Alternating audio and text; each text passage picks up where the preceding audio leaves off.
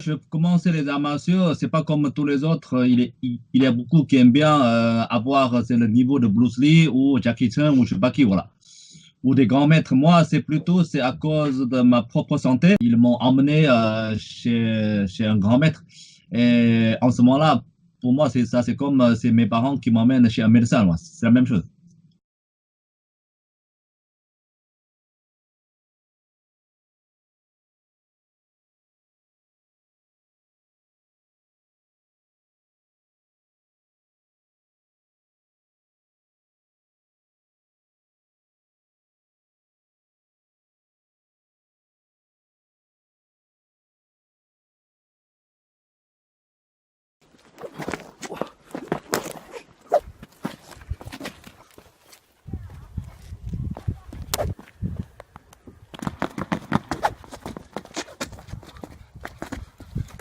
T'as pas commencé les arts martiaux euh, parce que tu étais attiré par les arts martiaux, mais tu es venu aux arts martiaux pour des raisons personnelles.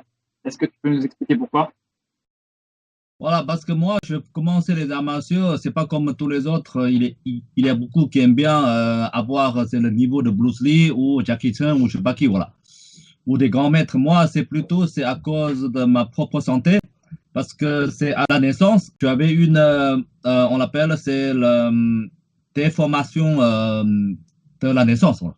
C'est pour ça que dès que le premier jour de la naissance, j'étais allé c'est directement dans le bloc d'opération. J'avais eu plus que 10 fois opération et c'est pour ça que c'est mon état de santé qui est vraiment pas terrible. Voilà.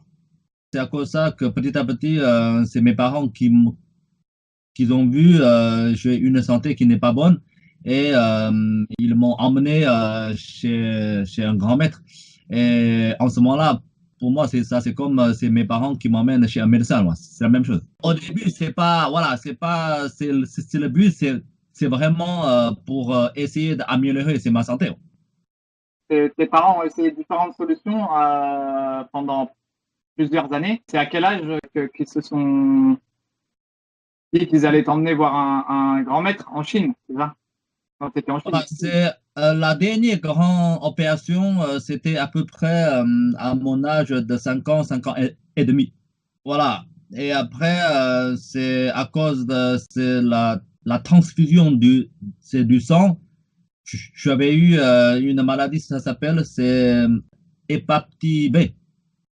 Ouais, ok. Voilà. Et après, c'est ma santé qui est complètement c'est, chutée. Et donc, c'est à peu près, je crois, je me rappelle un peu, c'est au l'entour de 7 ans, c'est mes parents qui m'ont emmené chez mon voisin. J'avais la chance parce que il était un grand maître et il s'appelle Ku Liuxing, voilà. C'est la même nom de famille que moi, Ku. C'est coïncidence.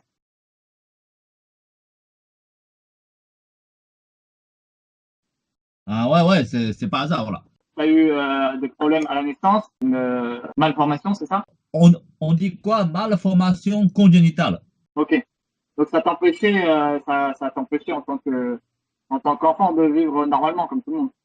Ah ouais, je peux pas vivre normalement comme tout le monde. Et puis, je peux même pas marcher comme tout le monde. Je peux pas faire ce que je veux comme tout le monde. Et donc, tu peux imaginer, c'est mentalement et physiquement, ça m'a presque c'est détruit. Ouais.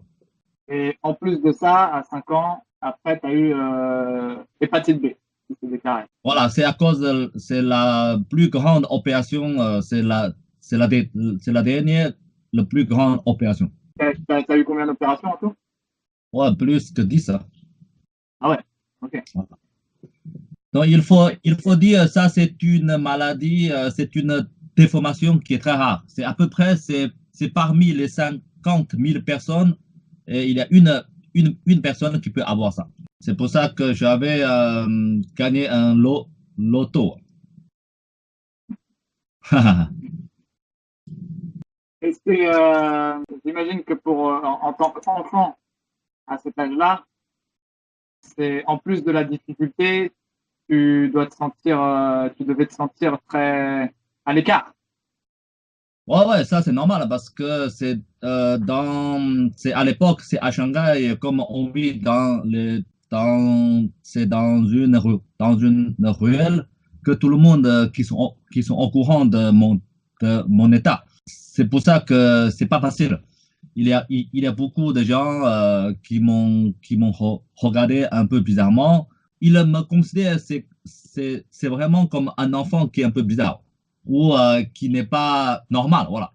Ouais. Et surtout pour mes parents, parce que quand même, c'est un coup qui est très fort. Il faut que je te dise, c'est que c'est le premier jour que je suis né, c'est mon père, quand il le voit, c'est mon cas, il avait pleuré, c'est tout de suite.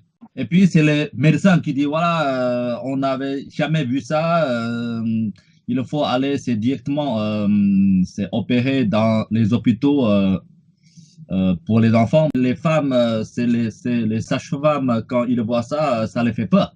Parce que c'est un cas qui est très rare. Ils n'ont jamais vu. C'est, je crois, une heure après, on était allé, c'est mon père qui m'a porté directement dans un hôpital d'enfants. Voilà. Et puis là-bas, voilà, là-bas, c'est les médecins ou les spécialistes qui disent avec votre cas, je vous propose soit vous abandonner parce que même si on le garde, après, c'est pas facile à bien vivre. Et d'abord, c'est pas bien pour votre enfant, ça va être très très dur pour lui. Et pour vous, c'est les parents, ça va être c'est très dur aussi. Et en plus, c'est financièrement, ça va être très très cher pour opération. Même si on fait opération, ça ne veut pas dire qu'on peut sauver votre enfant parce que à l'époque, quand même, c'est la condition médicale en Chine, c'est pas encore comme aujourd'hui. Et puis, c'est mes parents quand même, ils ont le courage pour de me garder, voilà, parce que j'étais failli, c'est être abandonné, parce que c'est les avis de médecins, voilà.